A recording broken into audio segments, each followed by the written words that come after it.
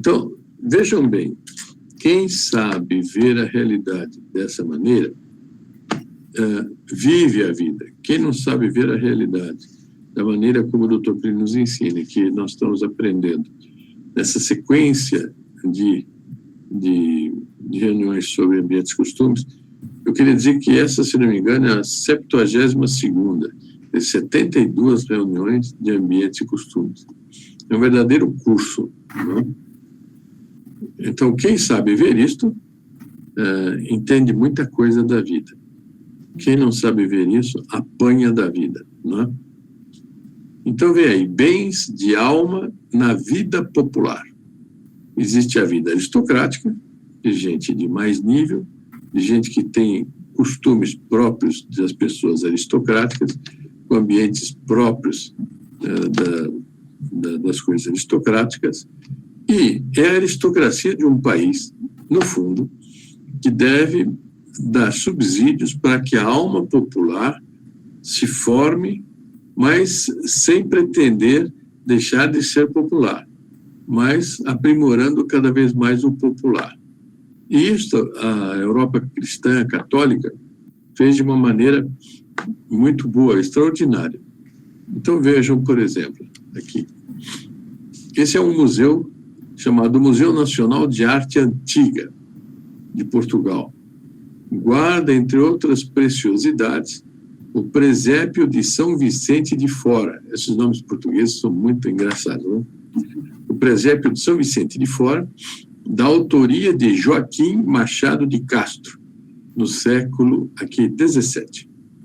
Então, vejam um prédio, é um prédio que está, não sei em que cidade está isto, mas ele tem um aspecto externo que convida a pessoa a ir ver dentro dele coisas interessantes, coisas formadoras da vida, né? Mas esse homem, ele fez um presépio, ele se chama Joaquim Machado de Castro, e o Dr. Plínio vai comentar o presépio dele. Aí está o presépio dele. Então, apresentamos em nosso clichê, ao lado, um pormenor desse presépio. Quer dizer, o presépio é muito maior do que isso que está aqui. Os pastores vindos a adorar o menino Jesus.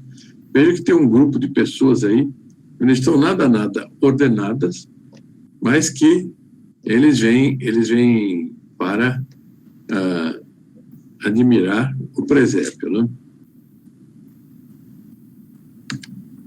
Se bem que a intenção do escultor tenha sido a de representar gente do campo da Judéia, ao tempo do nascimento de Nosso Senhor, gente andrajosa, como muitas vezes o eram no Oriente os pastores, todavia, os tipos humanos, as fisionomias, os gestos, os modos de ser que fixou em sua obra, correspondem a pessoas do ambiente que cercava o artista, isto é, do bom povinho do campo em Portugal, no século XVII. Então, isso daí é uma cena que ele compôs, são portugueses, no fundo são portugueses que ele colocou aí, né? Ao considerar à primeira vista esta cena, um ou outro observador experimentará uma sensação de desordem. Parece uma bagunça, uma coisa, está toda uma desordem. Estamos habituados às massas disciplinadas e sem alma das grandes cidades modernas, que vemos lotar silenciosamente os cinemas, ao atravessar sombria e apressadamente os cruzamentos das ruas, quando o apito de um guarda ou um sinal luminoso detém o trânsito dos veículos para as deixar passar. Isso que nós estamos habituados a ver, mas não tem todo esse borbulhar que está aqui posto nesses personagens. Veja aqui, essa é uma fotografia de hoje, da massa de hoje. Esse pessoal, ele vai explicar, é impressionante, ele vai mostrar a diferença entre a massa e o povo. Essas multidões são sem alma e padronizadas até quando todos em conjunto, batem palmas em grandes manifestações coletivas, como se fosse um só ente imenso em que se teriam dissolvido as pessoas como gotas de água no mar. Então, quando eles tomam atitude, todos aplaudem, e outras coisas que eles fazem, isso funciona como se todos eles fossem uma coisa só. Acaba a individualidade. E eles se misturam, se dissolvem no conjunto deles, como gotas de água no mar. Está claro ou está confuso? Não. Está claro? É claro. Bom. Nesta perspectiva, esse magote de gente causa estranheza. Quer dizer, quem está habituado com as coisas modernas, com as manifestações modernas, acaba, evidentemente, se estranhando isso. Todos, tendo ouvido a mensagem angélica, esses que estão aí, correm ao encontro do presépio. Até o cão, no primeiro plano, está aqui embaixo, o cão, está apressado. Então, eles vão correndo em desordem para ver o menino Jesus no presépio. Mas em cada figura, a nota pessoal é tão peculiar que o grupo tem em seu conjunto algo de efervescente e caótico, porque tem muita vida. Tem muita vida, não é uma massa humana toda assim, sem personalidade. Todos formam um conjunto, mas não tem individualidade, né? Aqui não. Então vamos ver.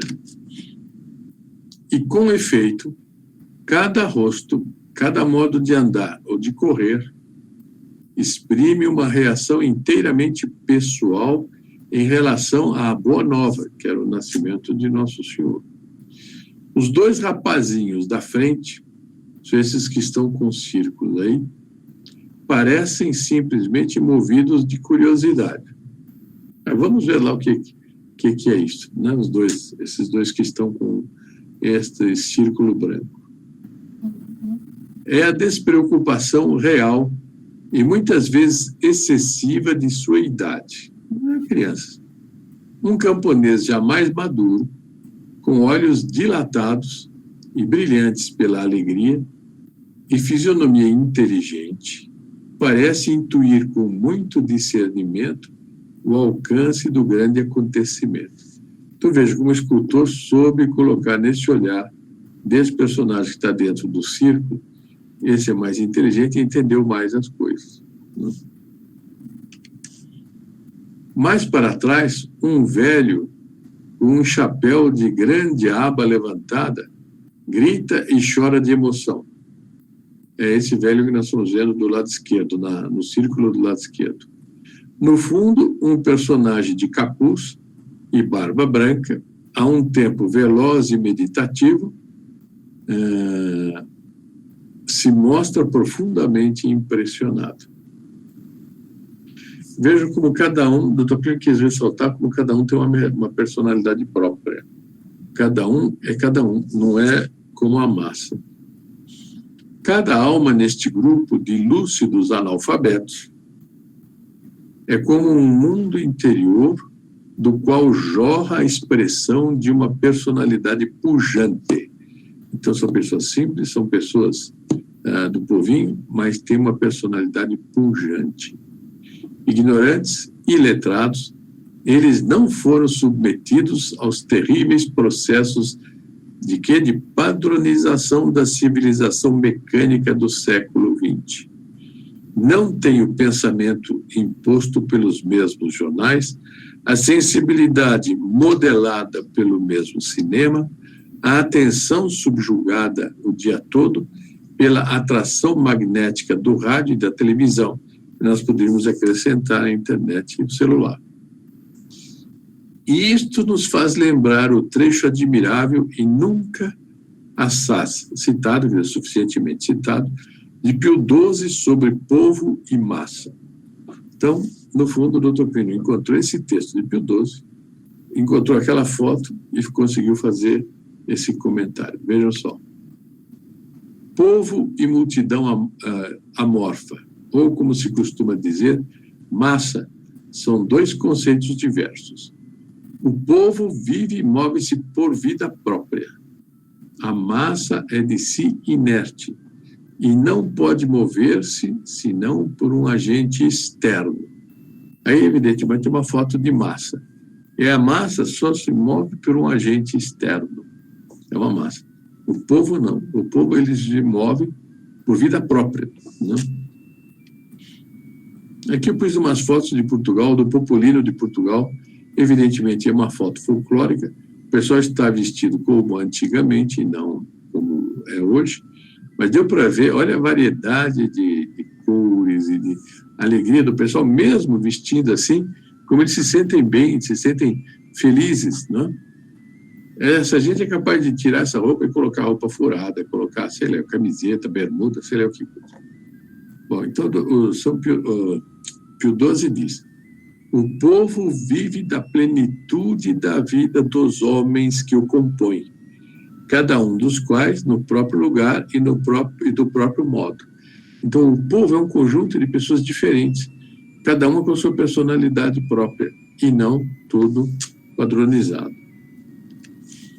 É uma pessoa consciente das próprias responsabilidades e das próprias convicções. O povo tem convicções que para ele é consciente. A massa não tem propriamente convicções, ela repete aquilo que repetem para ela. Ela absorve aquilo e repete aquilo, mas não é uma convicção profunda dela. A massa, pelo contrário, espera uma influência externa, brinquedo fácil nas mãos de quem quer que jogue com seus instintos ou impressões. Então, veja, hoje nós vivemos num mundo em que facilmente se manejam as massas, se conduzem as massas, jogam massas para cá, massas para lá, né? E nesse mundo que nós vivemos. Agora, veja, pronta a seguir a massa, né? Vez por vez, hoje esta, amanhã aquela bandeira. Quer dizer, a massa muda de bandeira conforme ela é conduzida e não conforme ela pensa. Da exuberância de vida de um verdadeiro povo, a vida se difunde abundante e rica no Estado e em todos os seus órgãos, infundindo neles, com vigor incessantemente renovado, a consciência da própria responsabilidade e o verdadeiro sentido do bem comum. A de mensagem de Natal de 1944, essa é de Pio XII. Então, quer dizer, cada um sendo aquilo que deve ser individualmente, tem um sentido verdadeiro do que é o bem comum. Isso que é muito importante. Bom, aqui tem uma foto de Nossa Senhora, para nós agradecermos a ela o fato de nos possibilitar compreender essas coisas, que são ensinamentos muito preciosos. Bom,